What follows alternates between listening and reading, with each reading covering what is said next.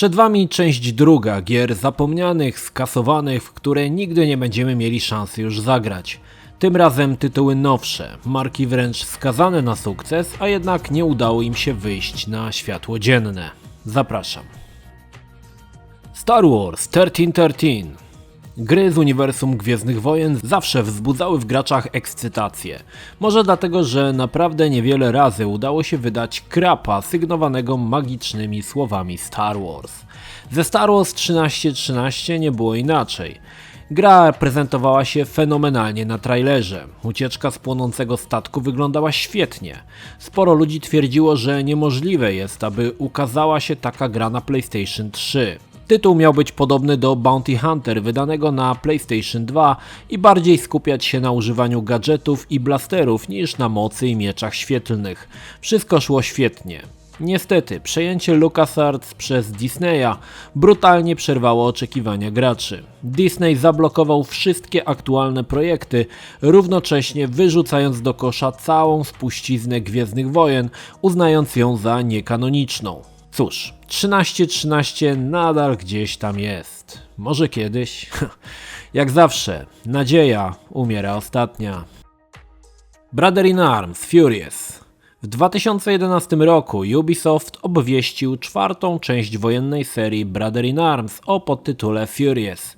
Gra czerpała garściami z bękartów wojny Quentina Tarantino i po części zrywała z dość poważnym tonem poprzednich odsłon. Po jakimś czasie gra przeszła w ręce Gearbox, który zrezygnował z włączania gry do serii Brother in Arms ze względu na negatywny odbiór przez fanów serii. Tytuł został zmieniony na Furious 4, jednak z czasem gra została zarzucona, a jej koncept całkowicie się zmienił. Furious 4 przemienił się w Battleborn. Jeden z bohaterów Furious, niejaki Montana, faktycznie odnalazł się w Battleborn, choć po lekkim liftingu. Legacy of Kain – Dead Sun.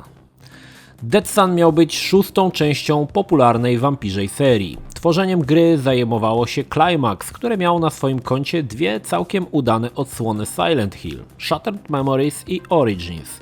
Jednakże po 3 latach pracy gra została skasowana. Na sieć wypłynął całkiem obszerny gameplay, w którym Raziel porusza się po sporym, otwartym terenie. Pozostawiono możliwość przemieszczania się pomiędzy światami. Gra prawdopodobnie stawiała na częstsze pojedynki z przeciwnikami. Z filmu widać, jak zaawansowane były prace nad tytułem i choć może odstawał graficznie od innych współczesnych tytułów, to mam wrażenie, że fani mogliby przymknąć na to oko, gdyby dane im było powrócić do świata Nosgoth. Niestety, ku rozczarowaniu wszystkich, Raziel przegrał z zimną kalkulacją i chciwością wydawcy. Szkoda. Six Day in Fallujah. Six Day in Fallujah miała opowiadać o losach amerykańskich żołnierzy walczących z powstaniem Irakijczyków. Sam koncept niezbyt powalał, to kolejna gra wojenna, nie wyróżniająca się pośród wielu innych gier tego typu. Choć trzeba przyznać, że miała pokazać konflikt w bardzo realistyczny sposób. Jednak to niezwyczajność zabiła tytuł, a opinia publiczna. Gra powstawała w zbyt krótkim czasie, który minął od faktycznego konfliktu. Weterani, jak i grupy nacisku skrytykowały gloryfikowanie konfliktu oraz wytknęło brak poszanowania dla zmarłych w Faludży żołnierzy. Opinia publiczna zmiażdżyła grę. Wydawca Konami wycofał się ze współpracy, a Atomic Games nie znalazło nowego wydawcy i zamknęło swoje podwoje niedługo później. Six Days in Fallujah pokazuje, że twórcy powinni brać pod uwagę również inne czynniki przy powstawaniu produkcji, a nie skupiać się tylko na grafice i mechanice. The Witcher Outcast.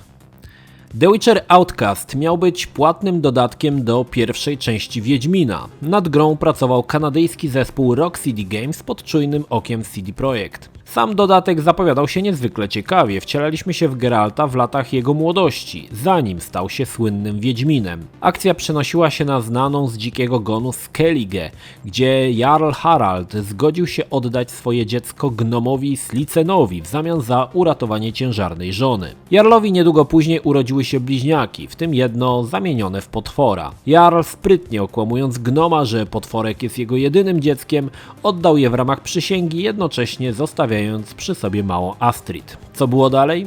Ciężko powiedzieć.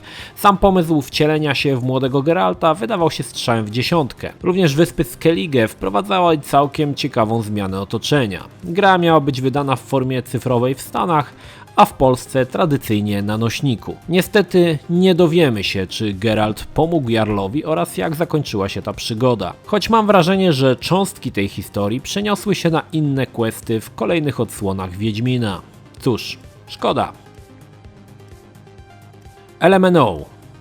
Gra tworzona przez 5 lat, od 2005 do 2010 roku we współpracy z samym Stevenem Spielbergiem. Tytuł miał opowiadać historię Ewy, kobiecej postaci o dość dziwnym wyglądzie. Gra celowała w tytuł przygodowo-zręcznościowy, gdzie mieliśmy możliwość rozmawiania z postaciami, ale też wykonywania zadań pobocznych. Dodatkowo był w to wpleciony wątek ściganej. Tytuł w mojej opinii koncepcyjnie dość przypominał Beyond Dwie Dusze. Niestety koncept cierpiał na przerost ambicji i później zdecydowano się na stworzenie gry w stylu Uncharted. Jednak Electronic Arts zdecydował, że tworzenie takiej gry to za duże ryzyko i projekt skasował, tym samym topiąc spore pieniądze, czas i zasoby ludzkie.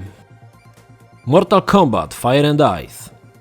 Fire and Ice miał być drugą częścią całkiem ciepło przyjętego Mortal Kombat Shaolin Monks. Niewiele można o tej grze powiedzieć, tylko to, że miała mieć tryb kooperacyjny, gdzie graliśmy z Sub-Zero i Skorpionem, czyli tytułowymi Ogniem i Lodem. Niestety deweloper nie umiał wykonać projektu tak, aby zmieścić się w budżecie, więc został skasowany. Szkoda. Shaolin Monks było bardzo ciekawą grą z lubianymi postaciami. Osobiście chciałbym zagrać w jej część drugą. StarCraft Ghost. Seria StarCraft nie jest zbytnio eksploatowana na rynku, jednak każda kolejna część, czy to dodatek, jest produkcją niezwykle dopracowaną i dobrą. Blizzard postanowił odświeżyć trochę markę StarCrafta i zapowiedział StarCraft Ghost w 2002 roku. Gra miała być strzelaniną z perspektywy trzeciej osoby. Akcja miała skupiać się wokół agentki Terran o imieniu Nova i niestety nic poza tym nie można powiedzieć. Ze screenów można wnioskować, że miała walczyć ze wszystkimi 3 rasami, odwiedzając sporo znanych miejscówek, jak i innych obiektów znanych ze StarCrafta. Niestety gra została wstrzymana i słuch po niej zaginął. Nie ma informacji, co spowodowało zamknięcie projektu, choć tytuł wydawał się być w bardzo zaawansowanym stadium produkcji. Doom 4.